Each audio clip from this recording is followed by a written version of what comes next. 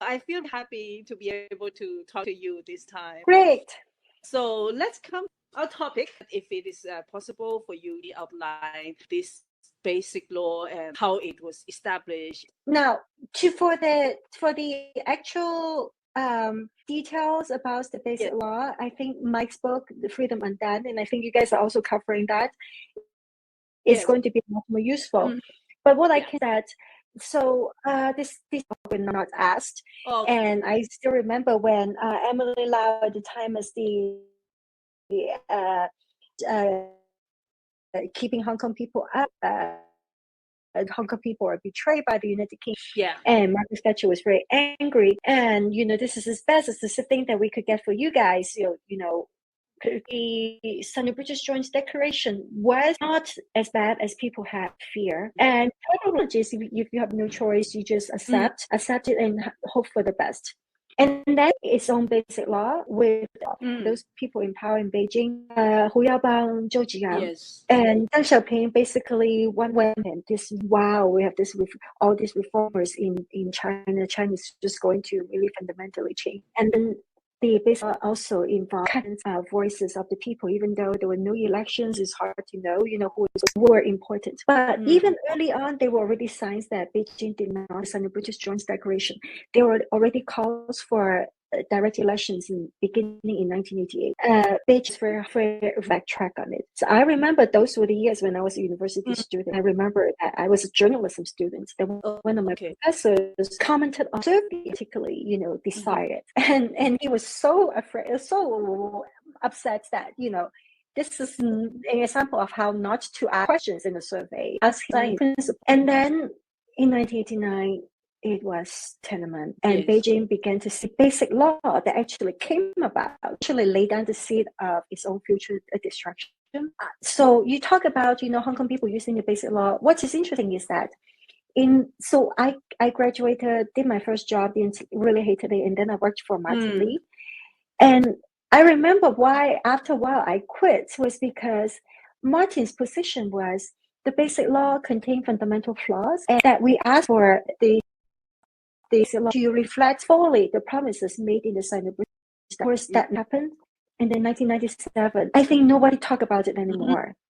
It's like, if you can deliver all the promises in the watered down basic law, I think people would have been okay. Now, the problem is that the basic law stipulates all the baby steps, election of the executive and the executive. Okay, whatever. And then it was the expectation that people began to demand more democracy. You can see that how people were willing to settle with the basic law.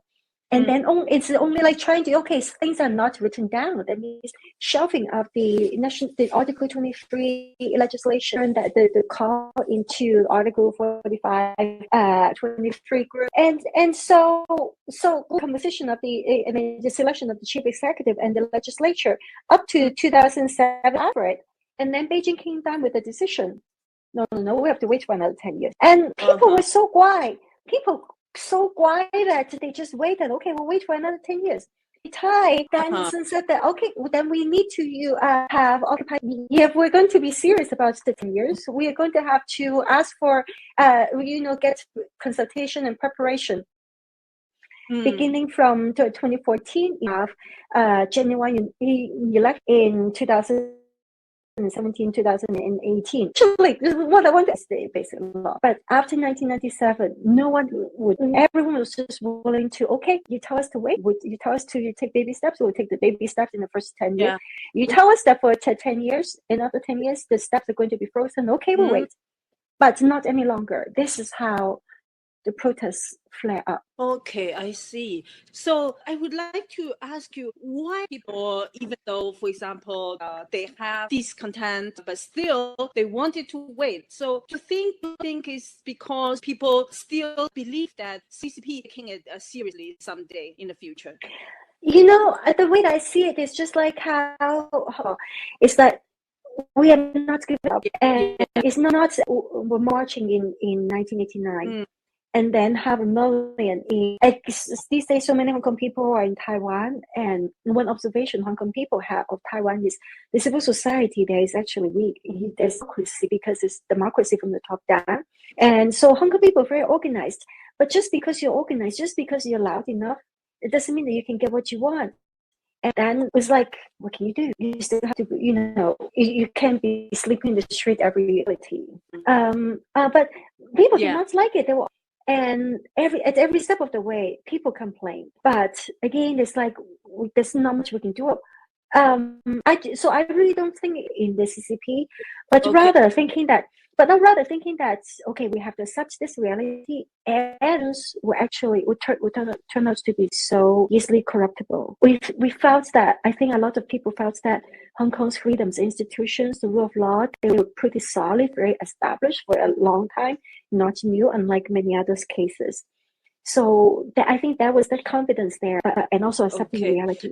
From the very beginning, people in Hong Kong is somewhat like Chinese people today in China. Probably like everybody is having complaints, but they really do not want to take to the street to protest because that is risky. So supervisor at that time, before 1990s, he already immigrated, and he told me Hong Kong is doomed. So I think that is a really good question, but I am also thinking if it is comparable.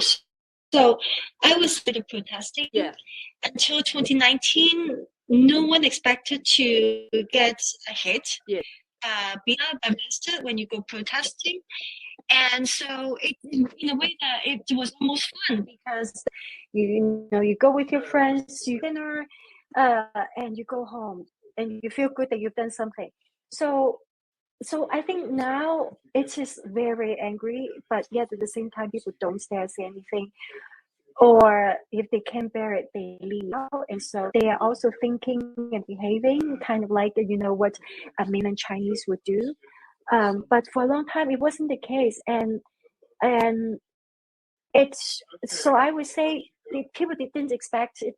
Your professor was probably one of the more prescient. Mm-hmm. I would say even as late. So I like to actually quote myself saying that even as late as even wrote down, published, that Beijing would not want to completely kill Hong Kong's system, because like many people would be like me, they just kind of have a hard time thinking that Beijing would go this far to kill Hong Kong.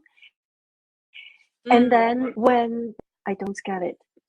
But then by 2022, it's going to be next to Shanghai, be prepared. And it did, the zero COVID restrictions did go to Shanghai, and people were miserable. And I finally realized that for Xi Jinping, it is about total. People who used to say that the Hong Kong has the future.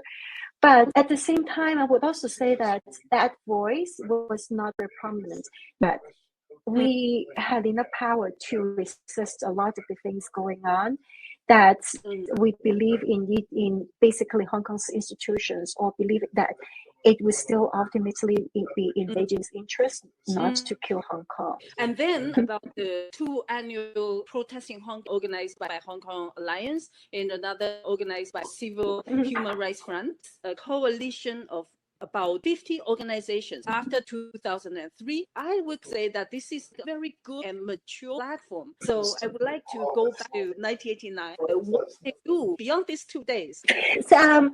Eric Lai, so you may write about Minzhang.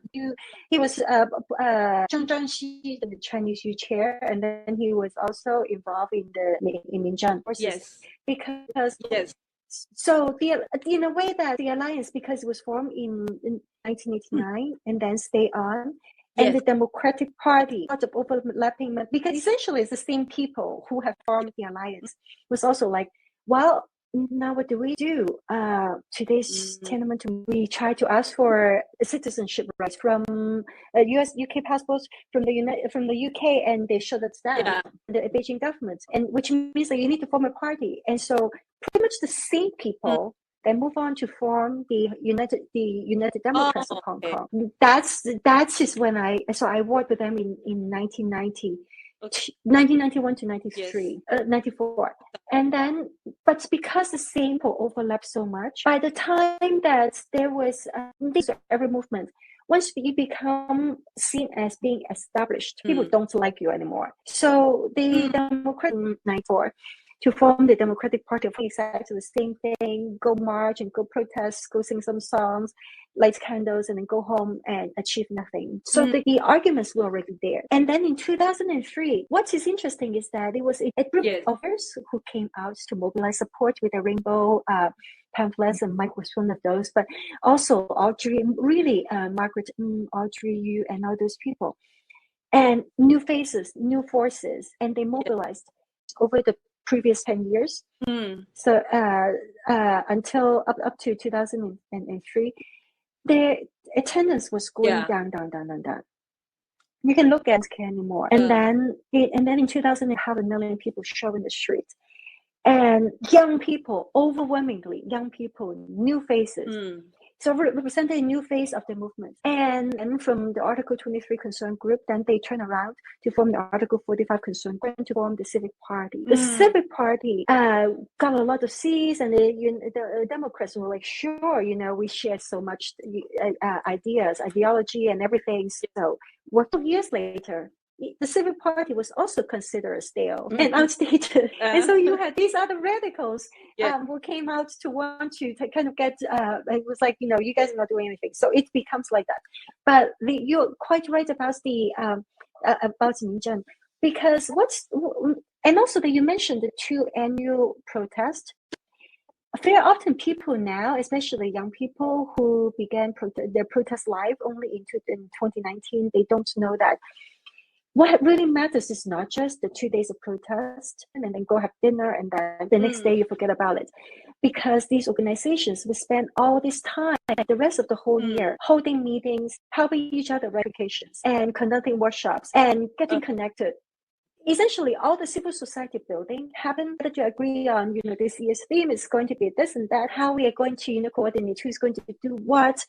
And so a lot of the young people, the university students, the student union leaders, they became they go through more or less this pipeline that they became activists themselves. And a lot of social workers, they essentially would all be funneled through this kind of like multiple streams into activism and converging with the Minzhen. So in a way, Hong Kong civil society was also a lot of coordination. And then another thing, democratic but accountable, because officials like we all. So what I heard from, for example, Fermi Wong and a lot of those social worker groups, and even if you ask the Mosisto members, they would be like, when we go have meetings with government officials, they were so nice to us. They were, they gave us advice. They treated us, and so it was really very good state society coordination, cooperation. And so now we also know that things can change very easily from the top down.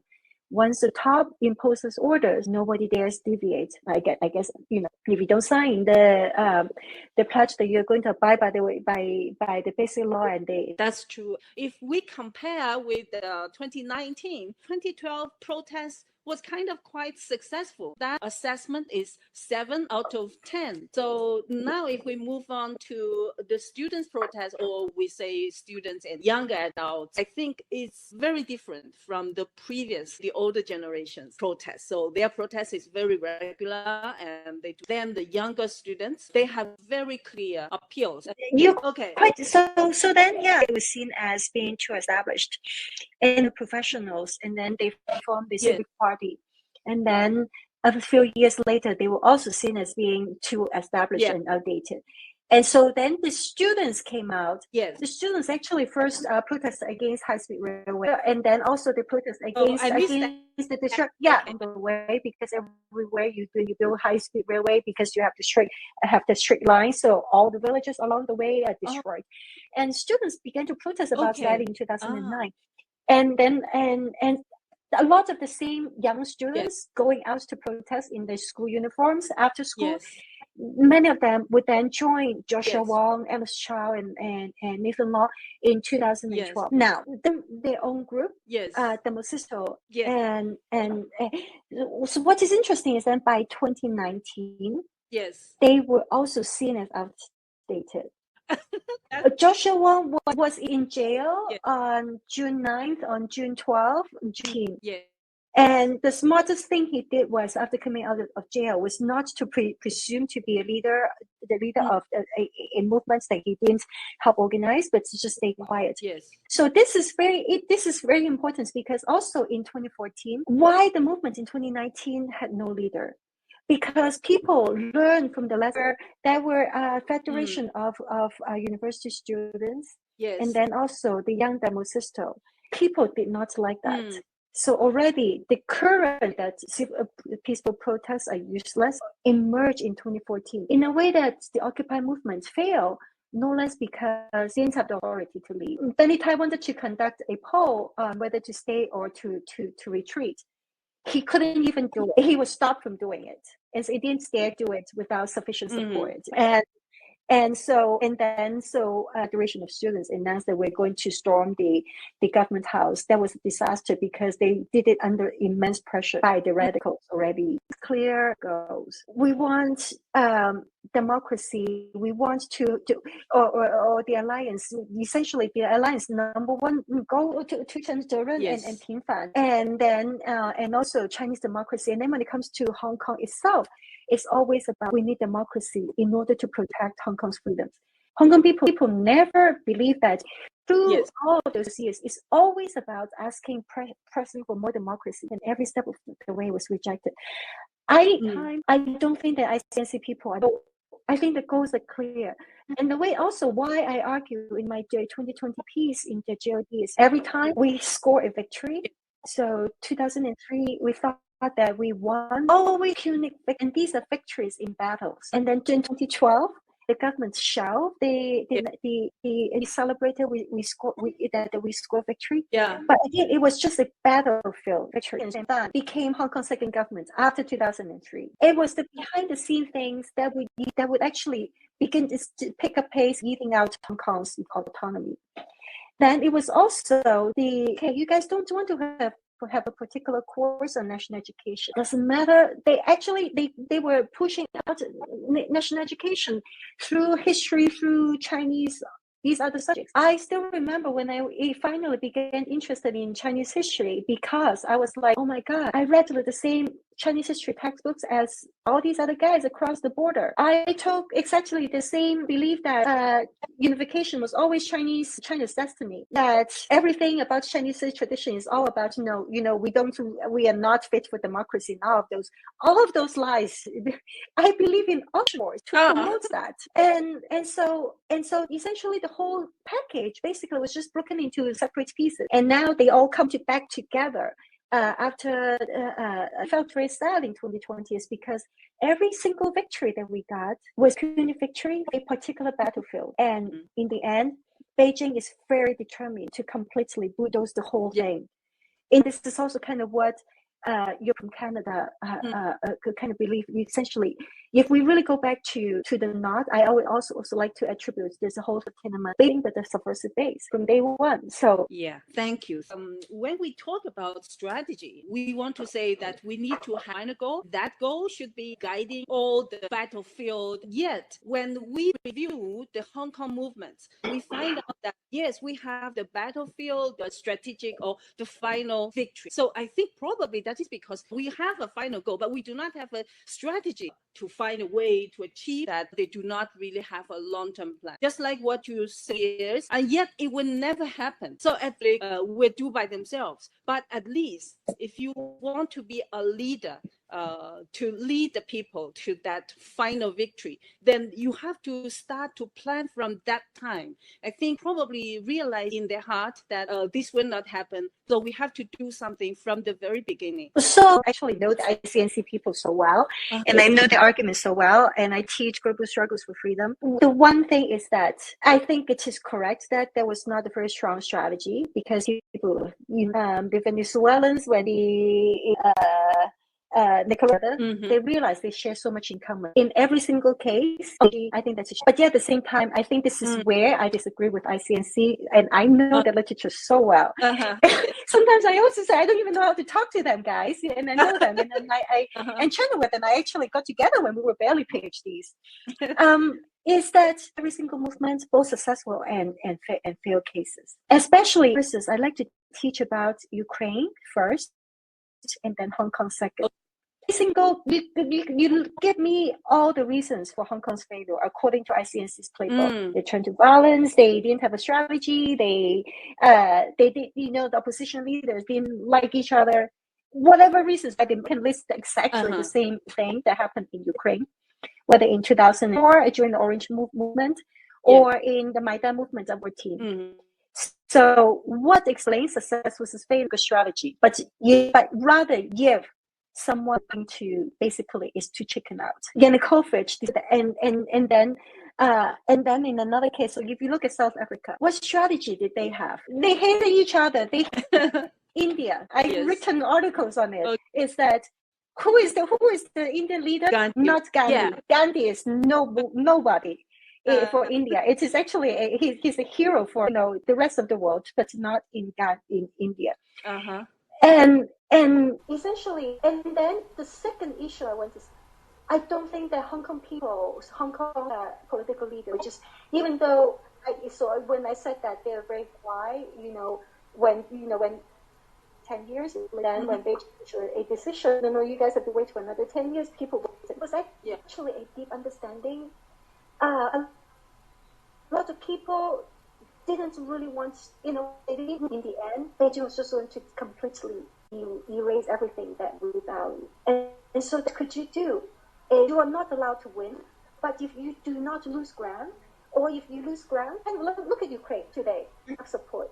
But the longer that it can hold out, that quasi-victory. Ukraine can never, what is victory for Ukraine? Recovering all the territory that's been lost, forget it. Holding the line. So I would argue that for so long, what the Democrats, I love to see is that encroachment for as long as possible is basically it would not allow you to move forward.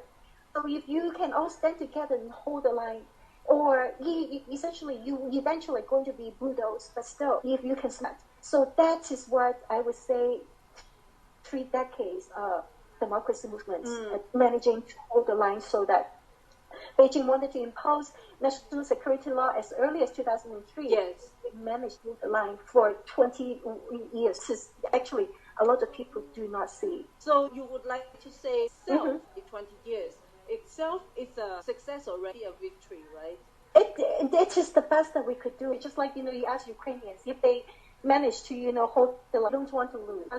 Since 2019, Hong Kong it basically, we just completely got crushed. An invisible tank, or basically a whole row of invisible tanks came over.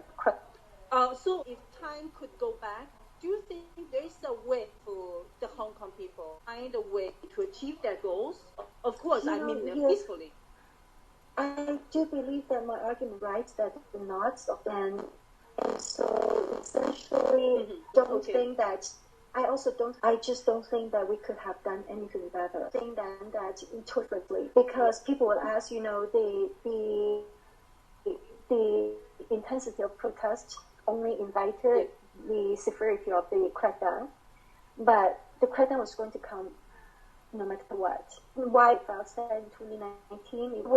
So it was just about, the challenge is, well, if we're going to fall, and so kind of like the slogan, we're going to fall, we're just going to collapse. We couldn't stand it any longer. And while we fall, and lets the whole world know that we did not fall without a fight. Now, could things have turned out different? I would point the fingers at the British government, at Margaret Thatcher. Yet they had to get now. Bill is made 2020 because of the national security law. Because why they did not include any.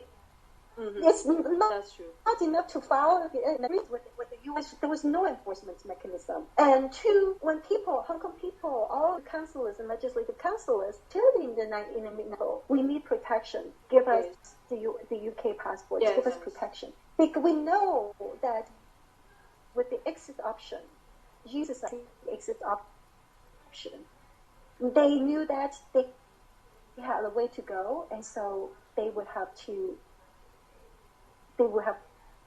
watch what all the talent. I think that's the only way. And then another way is I'm also going to blame it on the British. In 1972, Hong Kong out of the list of colonies, because colonies are destined for future self-determination.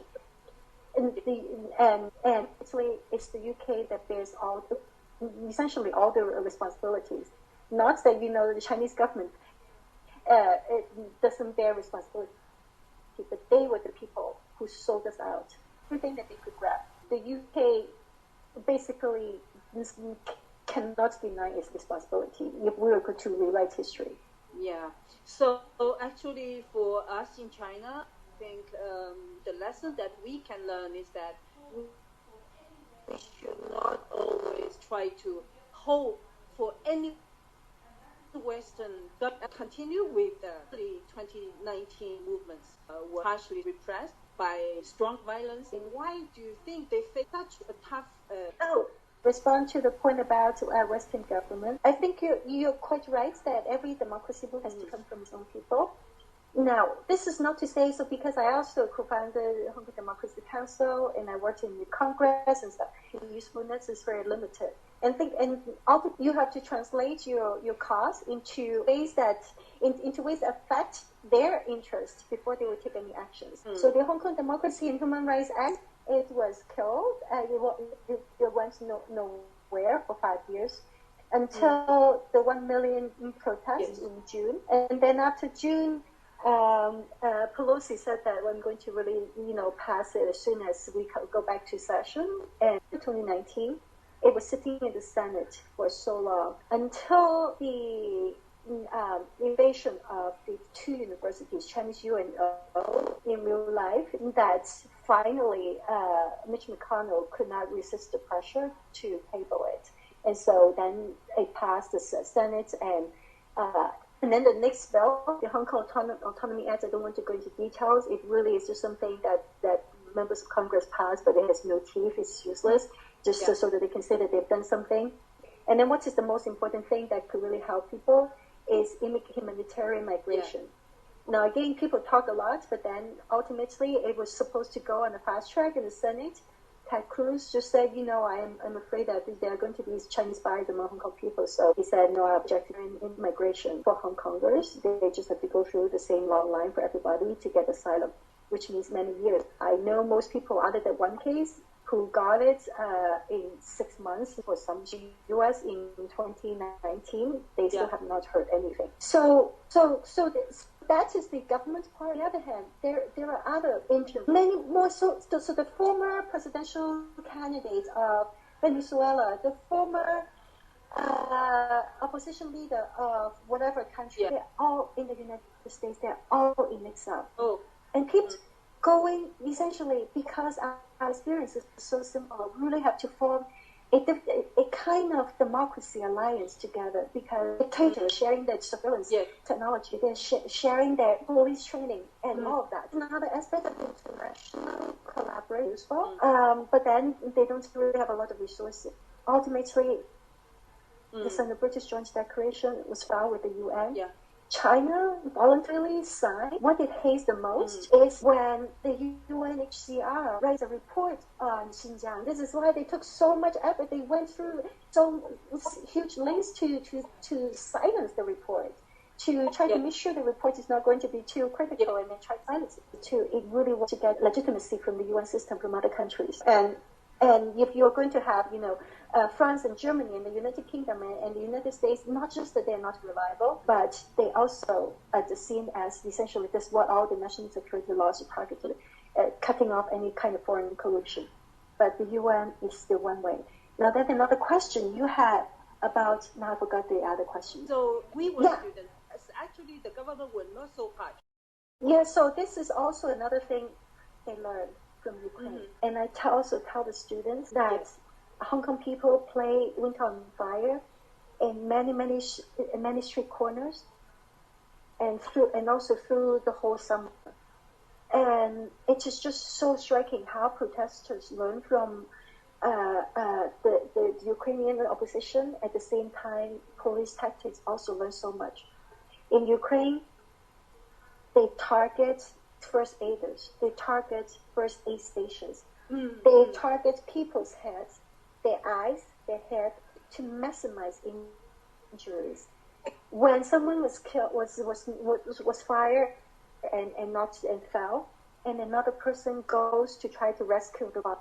And the same thing replayed in Hong Kong. Why would they do that? I have an argument about it, published in early 2020. Why they wanted to do that is because they wanted to stop the protest. They were like, we use stress, these people are fearless, we use whatever to do that. The number of frontliners was very limited. And therefore, if we arrest them, if we follow the old rule of arresting them, then, after 48 hours, then we charge them. And at the time, they hadn't corrupted the judicial system. So the expectation was, if we arrest these people, they're just going back out to the streets to protest. Yeah. And so what they did then was to injure them in order to decapacitate the movement. Okay. Why it is so obvious that they were trying to injure them was also that the police would arrest people in hospitals. So to the point that the first aiders, they had to worry for themselves, and they also had to worry about, what if they, how to give these people care.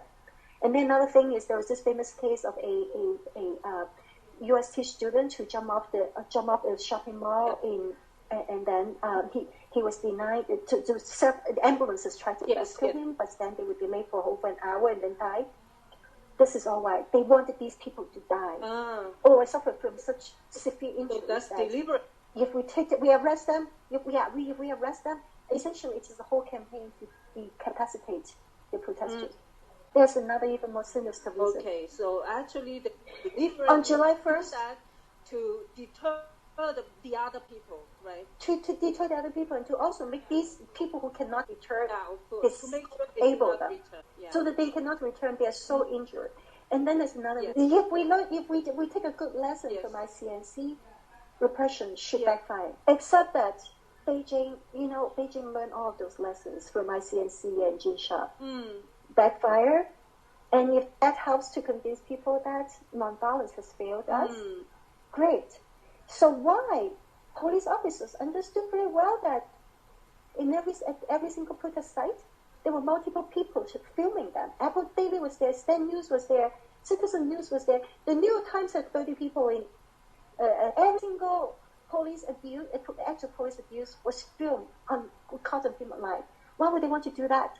And remember, think about even Black Lives Matter, the scenes of police putting the boots on people's face and neck. That was a daily scene everywhere. Why? They want people to be out. So that is on the protesters' side, right? So their violence to backfire. Yeah. They want to turn because they know how to deal. They know how to arrest people. They do not know how to deal with boycotts and strikes or people who just sing songs. So we talked about how people do the protests, and then I remember you also said that it's not enough, so we have to strike, boycott, like these kind of things. So this we call decentralized strategy. However, back in 2019, people also tried to call for general strike, but not so successful. So what do you think is the reason that general strike is? A very interesting point. So why the young people, they occupy the Chinese U and that? Because they understood that these universities just happen to sit right next to major transportation lines. Yes. They wanted to stop the traffic. And because they had tried to stations, MTR stations, and people ignore that. Now, think about it is that there was a major general strike on August 5th. Over 3 civic crew joined, and then immediately afterwards. Strikes made, Hong Kong people sent a message. He said almost like in no time, the Cathay Pacific was taken over. The CEO was changed, was replaced. And every single Cathay Pacific staff who was called into manager's office, is this your Facebook page? You posted Hong Kong. It was a total changeover. Now, people want to keep the job. It's something that is very, very difficult to handle. Another thing, Andela also concluded that strikes and boycotts didn't work. Because if you just tell people to go and strike, yes, they're decentralized. Yes, maybe people are not arrested that easily. Unlike, in Sharpeville when everyone was massacred. But they lose the job. They lose good, high-paid job. Cathay Pacific staff, highly skilled, and once they lose the job, it's difficult for them to find another job. And so people learn the lesson now, and then they also learn another lesson. So after the most non-violent way to protest is actually the ballot. So people exercise the ballots on November 24, and they won in a landslide. Well, maybe it isn't like Harvard, the Democratic voice, but still maybe it is possible to win 35 plus 1 seat. And then people also learn the lesson that by the end of the year, all the frontliners had either been arrested or injured so much that they were all gone. And so the moderates came back on the stage, they won the elections, and then there were about 6,000 new unions formed at the turn of 2019-2020. People understood we are going to need to be more here. So medical workers, they got together because medical workers already have a very strong union. They got together and they voted to go on strike against COVID, not about democracy, but about COVID, telling the Hong Kong government to shut down the border. They call in sick, and then everyone who call in sick, you have to explain what happened to you, because otherwise we're going to presume that you participated in the strike, and there were penalties for that. But because Hong Kong has such a huge shortage of medical staff, so they didn't really fire them, but punish them for being more organized. You have to be more clear. The consumer boycotts in townships in the 1980s, they eventually worked because they were very well prepared. They had stocked up enough supply for 4 months so that they could then tell people that don't go buy in black shop. All the stock, all the price from, did you go buy them, from other black, every boycotts and rights, you don't last very long. People need to go back to work. People need to go back to the life. They need to prepare. And people were taking the lesson that we need to be way more organized. That's the organizations and arrest all the organizers, including organizers. Okay, I think it's really good conversation. Yes, absolutely. So thank you so much, Lily. I know it's so deep into your mind. Yeah. Thank you. Thank you so much.